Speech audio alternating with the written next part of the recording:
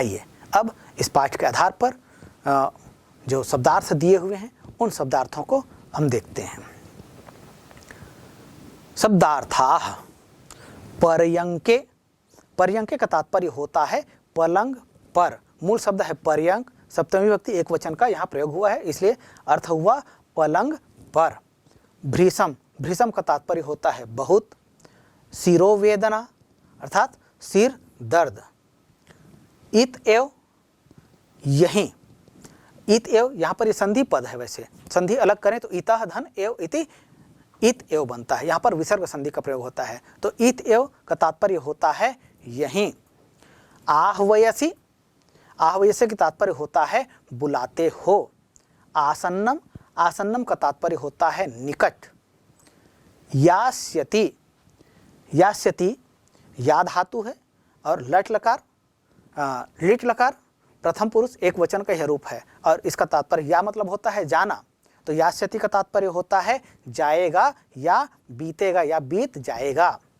गहने तमसी, गहने तम कहते हैं अंधकार को, तो गहने तमसी गहरे अंधकार में। श्याम पट्टिका, श्याम पट्टिका मतलब होता है श्याम पट्टी या स्लेट या पट्टी। लेखन वर्तिका, लेखन वर्तिका का तात्पर्य होता है पेंसिल। शुल्क पूर्तये, शुल्क की पूर्ति के लिए या शुल्क पटाने के लिए। भर्त्स्यति, डांटते हैं। लक्ष्यीकृत्य, लक्ष्य करके। कक्षा पंजिकायाः, कक्षा के रजिस्टर में या कक्षा की पंजी में से। कर्तिष्यति, काटेंगे या काट देंगे। परिधाय, परिधाय का तात्पर्य होता है पहनकर। यास्यामि, यास्यामि का मतलब होता है जाऊंगी।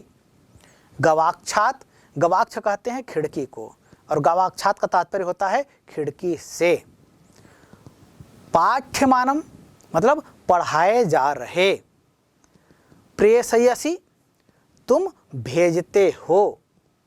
उपविष्टा, बैठी हुई। सूचीकर्मणः, सिलाई के काम का। क्रीडनके, क्रीडनके का तात्पर्य होता है खिलौने। क्रीडनक कहते हैं खिलौना को, तो क्रीडनके मतलब खिलौने। आपणम, आपणम का तात्पर्य होता है दुकान या बाजार। चित्रकर्म, चित्रकर्म का तात्पर्य होता है चित्रकार के काम की या चित्रकारी। कृत्वा, क्री मतलब होता है खरीदना और कृत्वा मतलब होता है खरीद कर। कियत, कियत का तात्पर्य होता है कितने। रुग्णा, रुग्णा का तात्पर्य होता है बीमार। आतुरालयम, आतुरालयम का मतलब होता है अस्पताल या चिकित्सालय। परिणयोत्सवः, परिणयोत्सव कहते हैं विवाह उत्सव को, परिणय कहते हैं विवाह को, तो विवाह उत्सव। जीर्णानि, जीर्णानि का तात्पर्य होता है फटे पुराने। अग्नि क्रीडन का नाम, इसका तात्पर्य होता है फटाकों का। शोधितम, साफ किया गया। धवलीकृतम, सफेदी दी गई या पोता गया या रंग रोगन किया गया। वेपते, वेपते का तात्पर्य होता है कांप रहा है।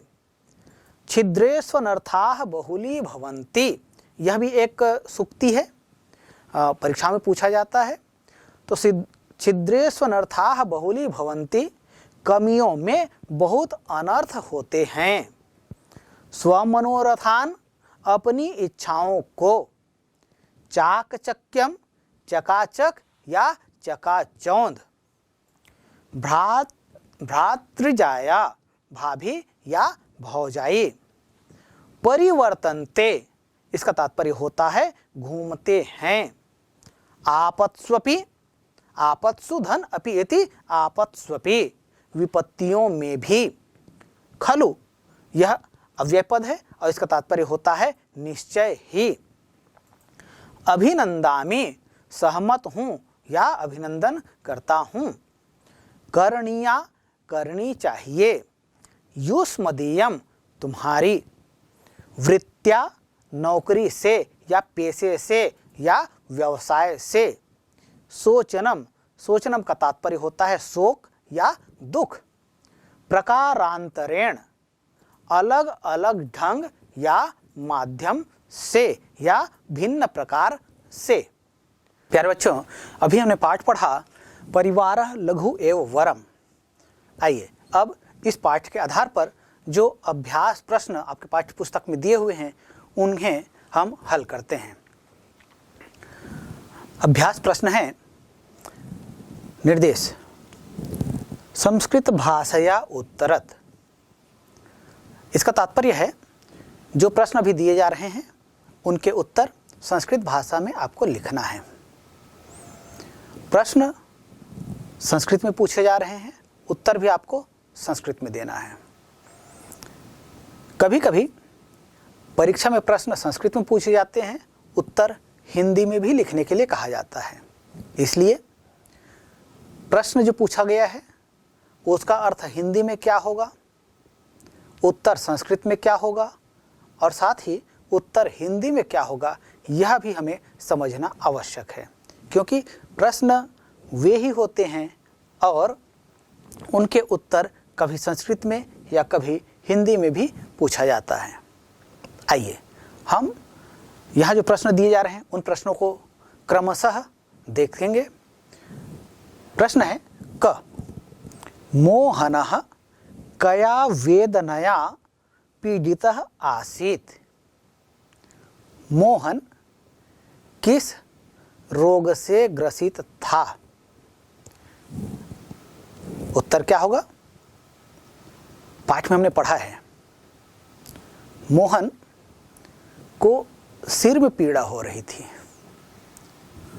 तो मोहनः शिरोवेदनया पीड़ितः आसीत्, अर्थात मोहन सिर दुखने की समस्या से पीड़ित था या ग्रसित था। अगला प्रश्न है, ख किम पर्वम आसन्नम वर्तते।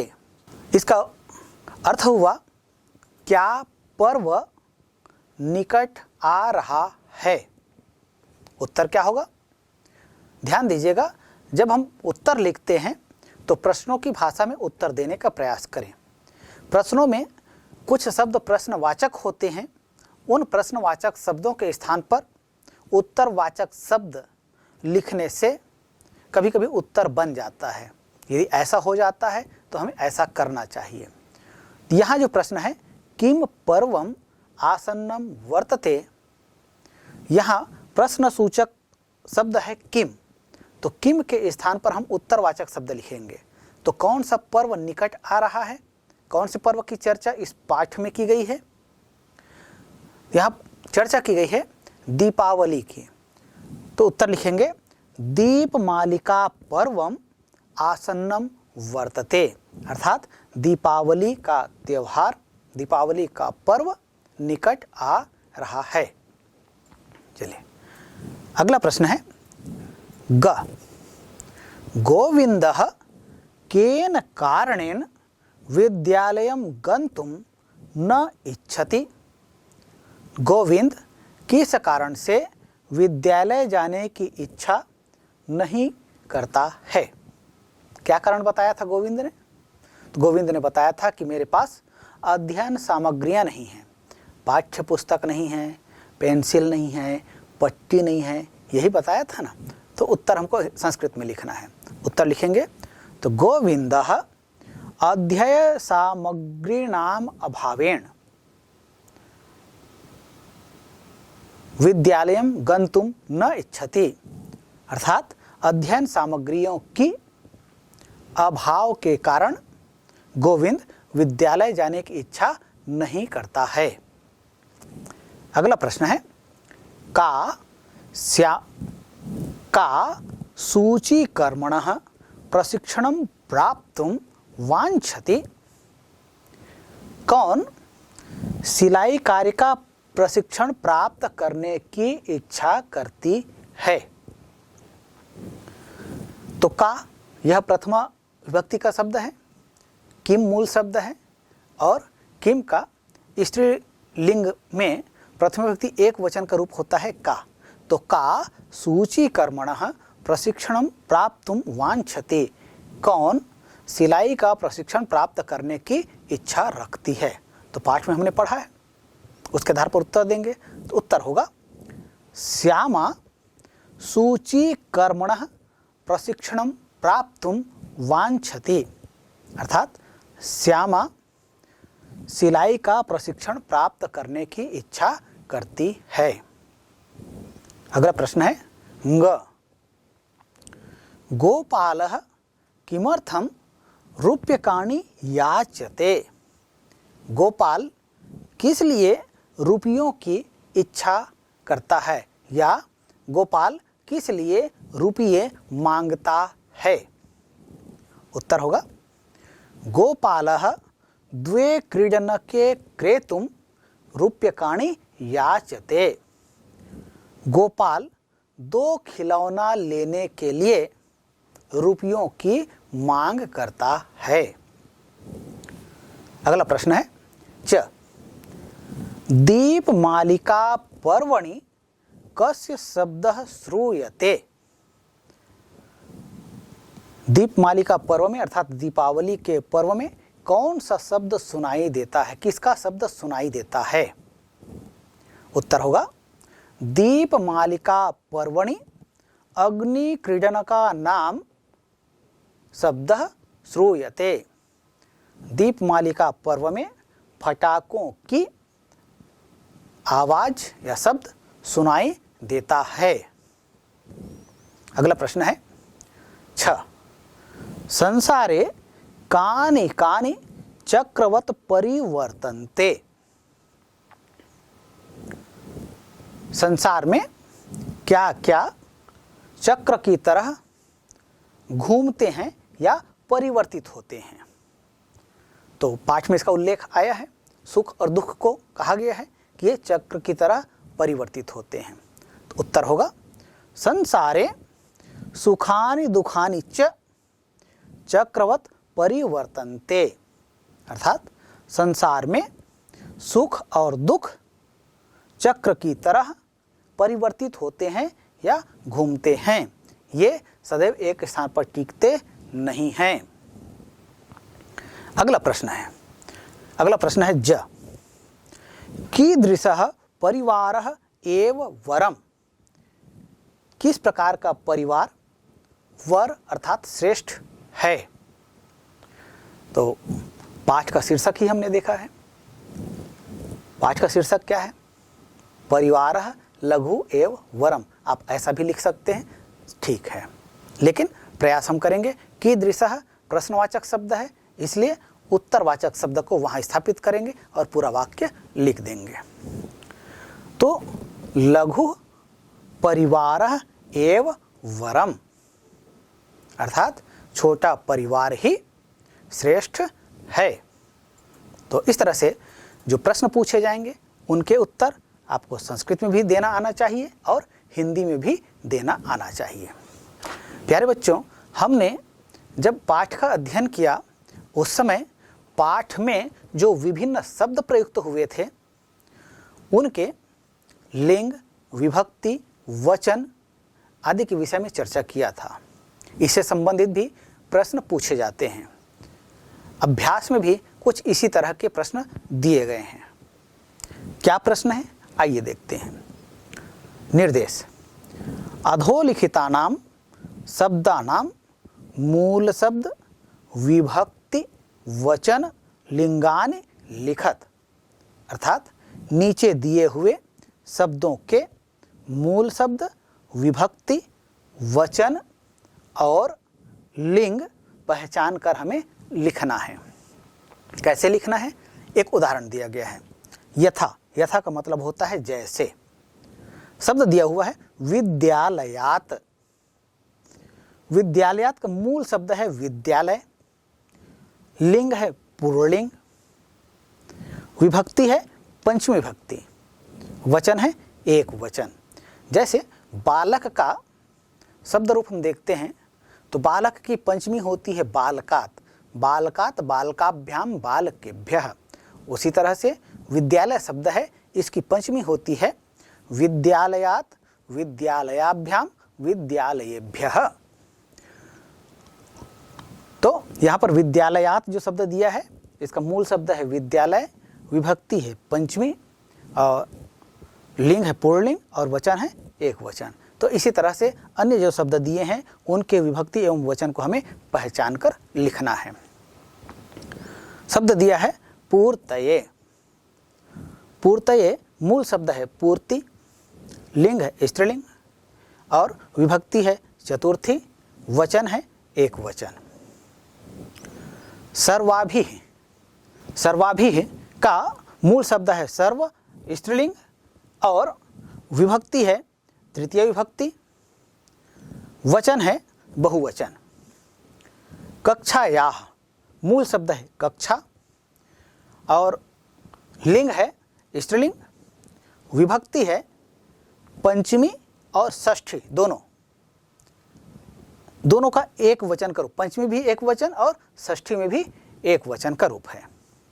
मह्यम, मह्यम का मूल शब्द है अस्मद और लिंग यह उभय लिंग है, स्त्रीलिंग और पुल्लिंग दोनों में इसका रूप चलता है, एक समान होता है, इसलिए इसके उभय लिंग कहेंगे। और विभक्ति है चतुर्थी विभक्ति, एक वचन का यह रूप है। भार्यया मूल शब्द है भार्या,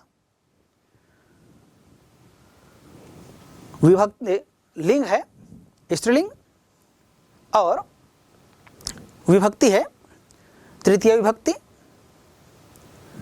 वचन है एक वचन। आवाम, आवाम का मूल शब्द है अस्मद, लिंग है यह भी उभय लिंग है, अहम आवाम वयम, इस तरह से इसका रूप बनता है। अहम आवाम वयम माम मा आवाम नौ अस्मान नह, तो प्रथमा और द्वितीय विभक्ति दोनों में यह प्रयुक्त होता है, उभय लिंग है और यह द्विवचन का रूप है। तो इस तरह से विभिन्न शब्द जो दिए जाते हैं इनके हम रूप पहचान कर उत्तर लिख सकते हैं। तो इसके लिए आवश्यकता होती है अभ्यास की। आप अभ्यास करें तो अभ्यास से ही इस तरह से आप विभिन्न शब्दों के रूप को पहचान सकते हैं, उनके मूल शब्द को पहचान सकते हैं, उनकी विभक्तियां पहचान सकते हैं, उनके वचन पहचान सकते हैं और साथ ही कौन सा लिंग है यह भी आप पहचान सकते हैं। तो इस तरह से और भी अन्य प्रश्न यदि पूछे जाएंगे, ये अभ्यास में जो प्रश्न दिए गए हैं ये एक नमूना मात्र हैं, इनमें से ही परीक्षा में पूछा जाएगा आवश्यक नहीं है, इनमें से भी पूछा जा सकता है। और पाठ हमने जो पढ़ा है भी परिवारः लघु एवं वरम, वहाँ से भी किसी भी शब्द को आपको पूछा जा सकता है। तो इसके लिए आपको तैयार रहना है। आइए आगे बढ़ते हैं और अगला अभ्यास है निर्देश। अधोलिखितानां प्रश्नानाम उत्तराणि लिखत, अर्थात नीचे लिखे हुए प्रश्नों के उत्तर लिखिए, ये कहा जा रहा है। पहला प्रश्न है त्वा और ल्यप का प्रयोग कर वाक्य बनाइए। ध्यान दीजिएगा, यहाँ पर ये जो दो प्रत्ययों की बात की गई है, त्वा और ल्यप, ये दोनों प्रत्यय हैं, ये दोनों कृदंत प्रत्यय हैं। कृदंत प्रत्यय उन प्रत्ययों को कहा जाता है जिनका योग धातुओं के साथ किया जाता है। जैसे त्व प्रत्यय का प्रयोग हम करेंगे, गम धातु के साथ करें तो गत्वा रूप बनता है, पठ धातु के साथ करें पठित्वा बनता है, श्रु धातु के साथ करें तो श्रुत्वा बनता है। तो इस तरह से इसके रूप आप बना सकते हैं। जब आप रूप बना लिए तब उसका वाक्य में प्रयोग भी कर सकते हैं। जैसे गत्वा, सह विद्यालयम गत्वा पाठम पठति, वह विद्यालय जाकर पाठ पढ़ता है। हो गया। ल्य प्रत्यय का प्रयोग करेंगे तो ल्य प्रत्यय की ल्य प्रत्यय यह भी कृदंत प्रत्यय है। इस प्रत्यय की यह विशेषता है कि जब इसका प्रयोग किया जाता है तो केवल प्रत्यय के रूप में इसका प्रयोग नहीं होता है, अपितु जब प्रत्यय के रूप में इसका प्रयोग करते हैं तो यह अपने साथ उपसर्ग लेकर आता है, अर्थात उपसर्ग के साथ ही इस प्रत्यय का प्रयोग किया जाता है। जैसे गम धातु में हम ल्य प्रत्यय का योग करना चाहें तो ये उपसर्ग लेकर आता है और इसके साथ ही बनता है आ धन गम धन ल्यप इति आगत्य। तो सह गृहम आगत्य पाठम पठति, वह घर आकर पाठ पढ़ता है। तो इसी तरह से अन्य धातुओं के साथ इसका रूप बना सकते हैं। जैसे संभूय, भू धातु के साथ में ल्यप प्रत्यय का योग करें तो संभूय बन जाएगा, जित धातु के साथ प्रयोग करें तो विजित बन जाएगा। तो इस तरह से अलग अलग धातुओं के साथ इसका योग करके आप नए नए शब्द बना सकते हैं और साथ ही उन्हें वाक्यों में प्रयुक्त कर सकते हैं। अगला अभ्यास है उपसर्ग और प्रत्यय में अंतर उदाहरण सहित लिखिए। अब यहाँ आपको करना क्या है, उपसर्ग क्या है यह बताना है और प्रत्यय क्या है यह बताना है, और साथ ही उपसर्ग युक्त उदाहरण आपको देना है और प्रत्यय से युक्त आपको उदाहरण देना है। तो उपसर्ग किसे कहते हैं आप भली भांति जानते हैं, किसे कहते हैं?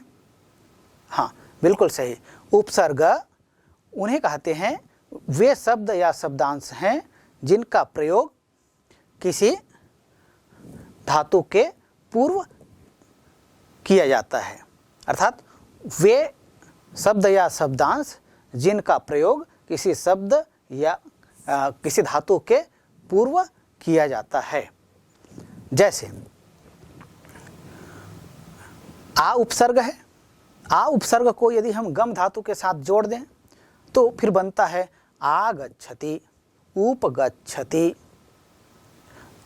उप का योग कर दें, गच्छति यह क्रिया रूप है, इस गच्छति क्रिया रूप में आ उपसर्ग का प्रयोग करेंगे तो क्या बन जाएगा? आगच्छति। गच्छति का मतलब होता है जाता है और आगच्छति का मतलब होता है आता है। सह विद्यालयात आगच्छति, वह विद्यालय से आता है। सह तडागम उपगच्छति, वह तालाब के किनारे जाता है। तो उप का अर्थ जो है समीप अर्थ में होता है। तो आ उपसर्ग का योग कर सकते हैं, उप उपसर्ग का। संस्कृत में 22 उपसर्ग हैं, इन 22 उपसर्गों का योग जो है विभिन्न धातुओं के रूप, धातु रूपों के साथ में आप कर सकते हैं और इसके योग से अलग अलग वाक्यों, अलग अलग शब्दों का निर्माण कर सकते हैं और शब्दों के बाद फिर आप अलग अलग वाक्यों का भी निर्माण कर सकते हैं। प्रत्यय की चर्चा करते हैं। प्रत्यय किसे कहते हैं? प्रत्यय उन्हें कहा जाता है जो किसी धातु के अंत में जिनका योग होता है।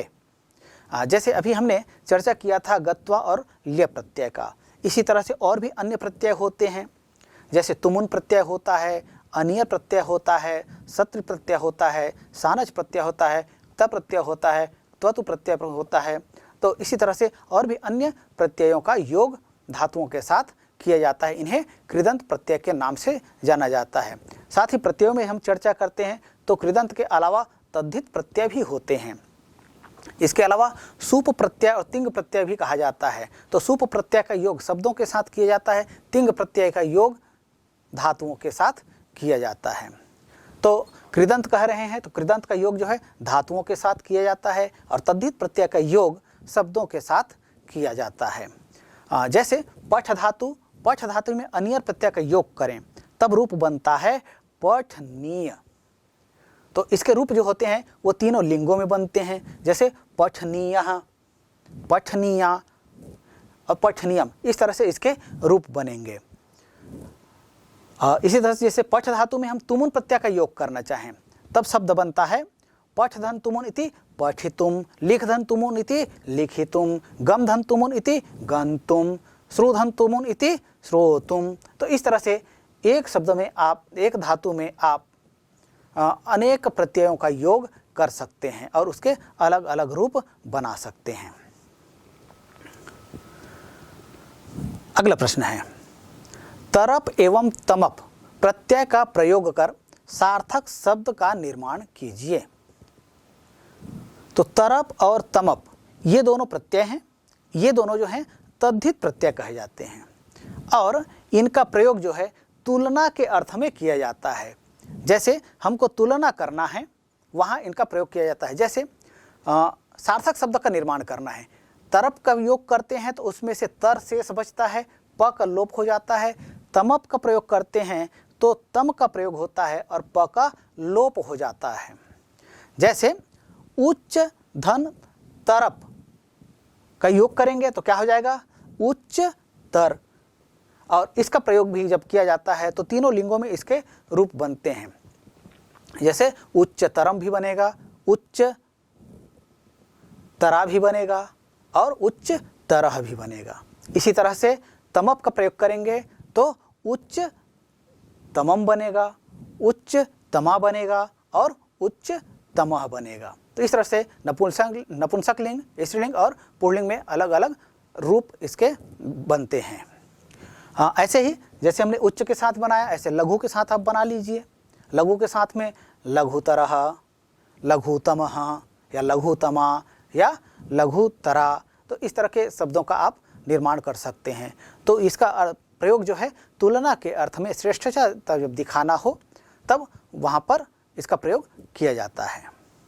अगला अभ्यास है सह, साकम, सार्धम, समम का प्रयोग कर वाक्य बनाइए।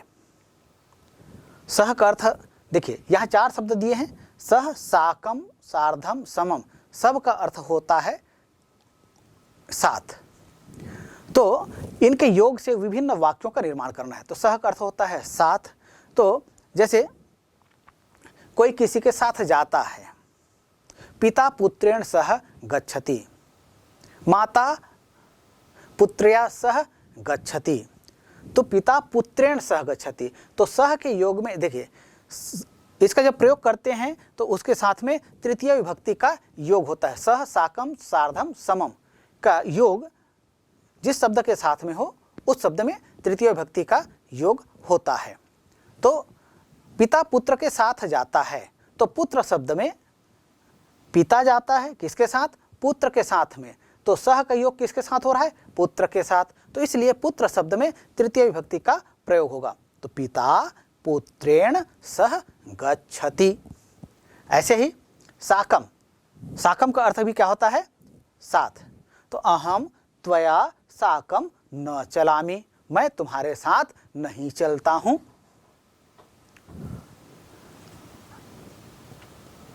मया, सार्धम का प्रयोग, सार्धम का प्रयोग करेंगे, मया सार्धम हट्टम चल, मेरे साथ हट्टम अर्थात बाजार चलो। ऐसा हम अपने मित्र को या किसी को कह सकते हैं। तो साथ का योग किसके साथ हुआ? मेरे साथ में। तो इसलिए मेरे जो शब्द है इसमें क्या हो जाएगा? तृतीय विभक्ति का योग हो जाएगा और उसका रूप बन जाएगा क्या? मया। मम रूप नहीं बनेगा, क्या बनेगा? मया। तो मया सार्धम हट्टम चल, ऐसा। समम, समम का तात्पर्य भी साथ होता है। त्वया समम सापि पठति, तुम्हारे साथ वह भी पढ़ती है।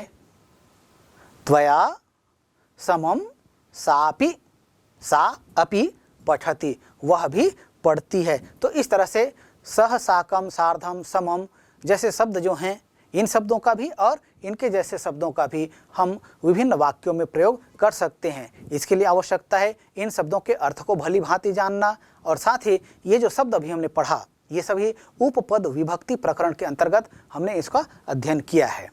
तो वहाँ से भी आप उपपद विभक्ति का यदि आपने अध्ययन किया है, भली भांति अध्ययन किया है, तो निश्चित रूप से इन शब्दों का और इनके जैसे और अन्य जो शब्द हैं उनका विभिन्न वाक्यों में निश्चित रूप से आप भली भांति प्रयोग करने में समर्थ होंगे। आइए आगे बढ़ते हैं। हमारा अगला अभ्यास है, निम्न निर्देश है, निम्नांकितेषु तत्पुरुष समासम चिनुत। यहाँ जो शब्द दिए हुए हैं इनमें से कौन कौन से शब्द हैं जो तत्पुरुष समास वाले हैं, अर्थात तत्पुरुष समास से युक्त शब्द कौन कौन से हैं उनको हमें चुनकर लिखना है, ये कहा गया है। तो यहाँ जो शब्द हैं उनका हम समास विग्रह करके भी देखते हैं। समास विग्रह करेंगे तो हमको पता चल जाएगा कि हाँ वास्तव में कौन सा तत्पुरुष समास है और तत्पुरुष समास भी है। आप सभी जानते हैं तत्पुरुष समास का प्रयोग जब किसी शब्द में किया जाता है तो उसमें द्वितीय से लेकर सप्तमी तक की विभिन्न विभक्तियों का योग होता है और इनके रूप तीनों लिंगों में समास विग्रह किया जा सकता है। जैसे इन शब्दों को हम देखते हैं, समास विग्रह करके रूप देखते हैं। ज्वर पीड़ितः, यह शब्द है, समासिक पद है। अब समासिक पद को हमको क्या करना है, समास विग्रह करना है। तो ज्वरेण पीड़ितः इति ज्वर पीड़ितः, तो ज्वरेण क्या हुआ, ये तृतीया, तो तृतीया तत्पुरुष समास। शिरो वेदना, शिरसः वेदना, षष्ठी तत्पुरुष समास। कक्षाध्यापिका, कक्षायाः अध्यापिका इति कक्षाध्यापिका, यहाँ भी षष्ठी तत्पुरुष समास। अब प्रतिदिनम, प्रतिदिनम का जब समास विग्रह करते हैं तो इसका रूप बनता है दिनम दिनम प्रति, यह है अव्ययी भाव समास, यह तत्पुरुष समास नहीं है। यह कौन सा समास होगा, यह अव्ययी भाव समास है, तो इसको हमको अलग करना है। विद्यालय गणवेशः, विद्यालयस्य गणवेशः इति विद्यालय गणवेशः, षष्ठी तत्पुरुष समास। अभ्यास पुस्तिका, अभ्यासाय पुस्तिका इति अभ्यास पुस्तिका, अभ्यास के लिए पुस्तिका, ये चतुर्थी तत्पुरुष समास हुआ। दीपमालिका, दीपानां मालिका इति दीपमालिका, ये षष्ठी तत्पुरुष समास। दीपोत्सवः, दीपस्य उत्सवः इति दीपोत्सवः, दीपानां उत्सवः इति दीपोत्सवः।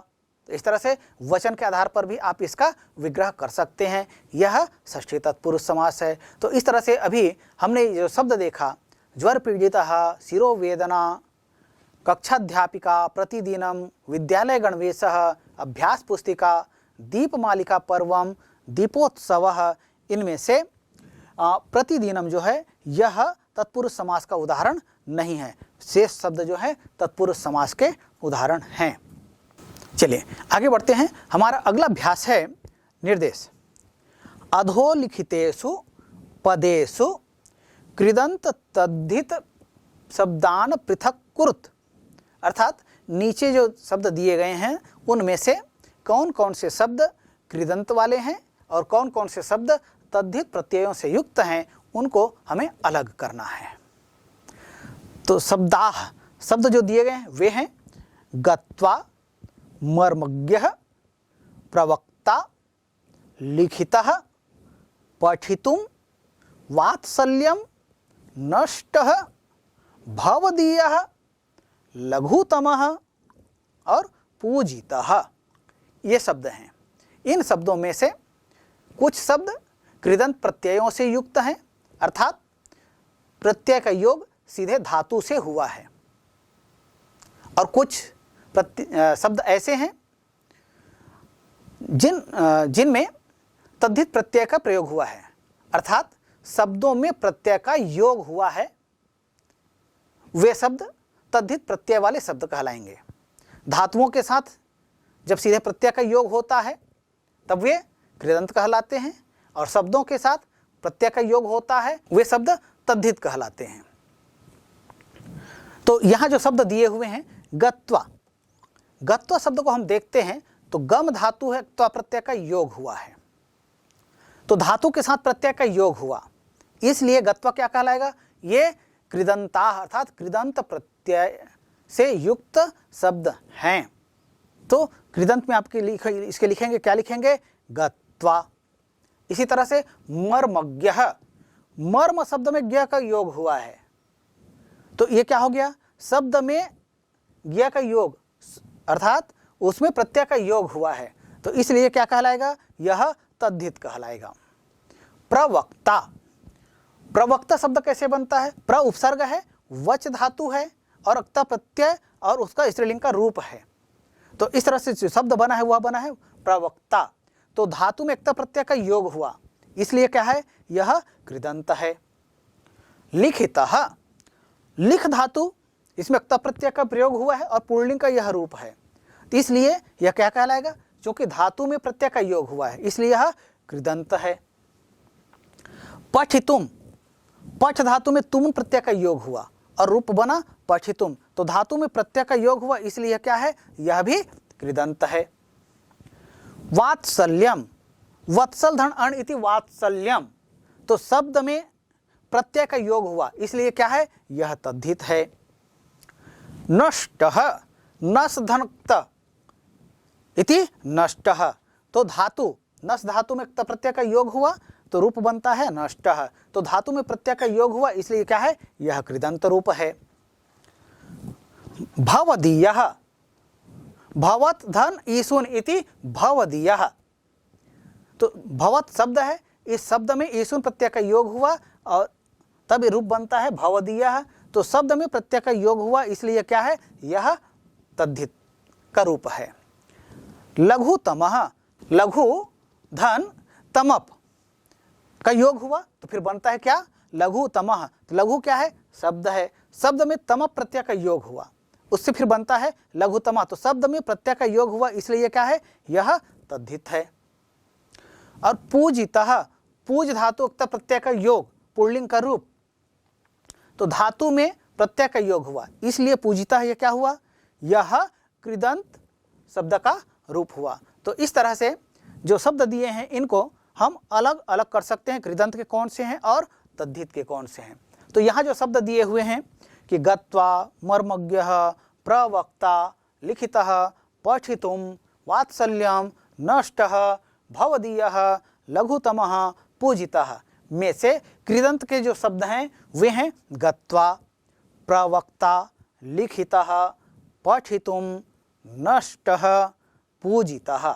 इसी तरह से तद्धित के जो रूप हैं वे हैं मर्मज्ञः, वात्सल्यम, भवदीयः, लघुतमः। तो इस तरह से हम विभिन्न शब्दों को कृदंत तद्धित के जो रूप हैं उनको हम अलग कर सकते हैं। कैसे, इसके लिए हमें प्रत्यय को पहचानना होगा कि प्रत्यय का योग धातु के साथ हुआ है तो कृदंत के रूप, प्रत्यय का योग यदि शब्द के साथ हुआ है तो तद्धित के रूप। तो इस तरह से हम इनकी पहचान कर सकते हैं। आइए आगे बढ़ते हैं। हमारा अगला अभ्यास है निर्देश। अधोलिखित पदेषु संधि विच्छेदम कृत्वा नामानि लिखत। निर्देश का अर्थ हुआ नीचे लिखे हुए पदों में संधि विच्छेद करके नाम लिखत, अर्थात नाम लिखिए, अर्थात नीचे जो शब्द दिए हुए हैं उनका हमें संधि विच्छेद करना है और साथ ही संधि का नाम भी लिखना है। शब्द जो दिए हुए हैं वे इस प्रकार हैं। महती, महती धन इह इति महती, यहाँ पर दीर्घ स्वर संधि का प्रयोग हुआ है। शयानोस्ति, शयानः धन अस्ति इति शयानोस्ति, विसर्ग संधि। तस्मिन्नेव, तस्मिन् धन एव इति तस्मिन्नेव, यहाँ व्यंजन संधि का प्रयोग हुआ। छिद्रेषु अनर्थाः, छिद्रेषु धन अनर्थाः इति छिद्रेषु अनर्थाः, यहाँ यण स्वर संधि। तूष्णीमुपविष्टा, तूष्णीम धन उपविष्टा इति तूष्णीमुपविष्टा, यहाँ व्यंजन संधि का प्रयोग हुआ। तो इस तरह से जो शब्द दिए हुए हैं उनका हमने संधि विच्छेद भी किया और साथ ही साथ संधि का नाम क्या है ये भी हमने कर लिया। तो प्यारे बच्चों, अभी इन जो शब्दों को हमने देखा, जैसे मति, मति धन इह, यहाँ कौन सी संधि हुई, यहाँ पर हो गया दीर्घ स्वर संधि। शयानोस्ति, शयानः धन अस्ति, यहाँ कौन सी संधि हुई, विसर्ग संधि। आपको ध्यान यह रखना है कि संधि को पहचानने का एक छोटा सा नियम, सरल तरीका क्या है, जब संधि का विच्छेद करते हैं तो उन दोनों शब्दों के मध्य में धन का चिन्ह लगता है। धन के चिन्ह के पहले यदि स्वर है तो वह स्वर संधि होगा। धन के चिन्ह के पहले यदि विसर्ग है तो वहाँ विसर्ग संधि होगा। और धन के चिन्ह के पहले यदि हलंत है या कोई व्यंजन है तब वह व्यंजन संधि होगा। व्यंजन संधि को हल संधि भी कहते हैं। तो धन के चिन्ह के पहले यदि हल है तो हलंत संधि कह सकते हैं या व्यंजन संधि कह सकते हैं। तो अभी ये जो शब्द दिए हुए मति, मति, महति धन इह, ये क्या कौन सी संधि हुई, ये हो गया दीर्घ स्वर संधि। शयानोस्ति, शयानः धन अस्ति इति शयानोस्ति, कौन सी संधि हुई, ये हो गया विसर्ग संधि। तस्मिन्नेव, संधि विच्छेद करिए, तस्मिन् धन एव, कौन सी संधि हुई, यहाँ हो गई व्यंजन संधि। छिद्रेषु अनर्थाः, छिद्रेषु धन अनर्थाः, ये कौन सा हो गया, कौन सी संधि हुई, यहाँ यहां पर हो गया यण स्वर संधि। तूष्णीम उपविष्टा, तूष्णीम धन उपविष्टा, कौन सी संधि हुई यहाँ? धन के चिन्ह के पहले क्या है? तूष्णीम, म में हलंत लगा हुआ है, तो क्या हो गया ये हो गया व्यंजन संधि। तो इस तरह से विभिन्न शब्दों के हम संधि विच्छेद कर सकते हैं और साथ ही साथ संधि के नाम भी हमको बताना होता है। तो ऐसा हम करें तो इस तरह से हम न केवल इन शब्दों के अपितु पाठ में जितने शब्द प्रयुक्त हुए हैं, संधि युक्त पद आए हैं, उन सभी पदों को भी संधि विच्छेद करना हमें आना चाहिए और साथ ही साथ संधि का नाम लिखना हमें आना चाहिए। तो प्यारे बच्चों, अभी हमने अध्ययन किया पाठ परिवारः लघु एवं वरम। न केवल पाठ का अध्ययन किया अपितु पाठ में जो दिए गए शब्दार्थ हैं और उनसे संबंधित जो अभ्यास के प्रश्न हैं, उन सभी प्रश्नों को हमने हल किया। तो निश्चित रूप से इस पाठ से हमें जो शिक्षा मिलती है उससे हम भली भांति अवगत हुए, उसको हम अपने जीवन में अपनाएंगे। साथ ही शब्दार्थों को हमने देखा और उनको जाना और समझा, इस तरह से हमारे शब्द भंडार में वृद्धि हुई और अभ्यास के प्रश्नों को हमने हल किया। तो इस तरह से पाठ के आधार पर जितने प्रश्न पूछे जाएंगे उन सभी प्रश्नों को हम हल करने में समर्थ हो सकते हैं। तो प्यारे बच्चों, आप सभी इसी तरह से अध्ययन करते रहिए और निश्चित रूप से अपने संस्कृत ज्ञान को आगे बढ़ाते रहिए। अंत में सर्वेभ्यो नमो नमः।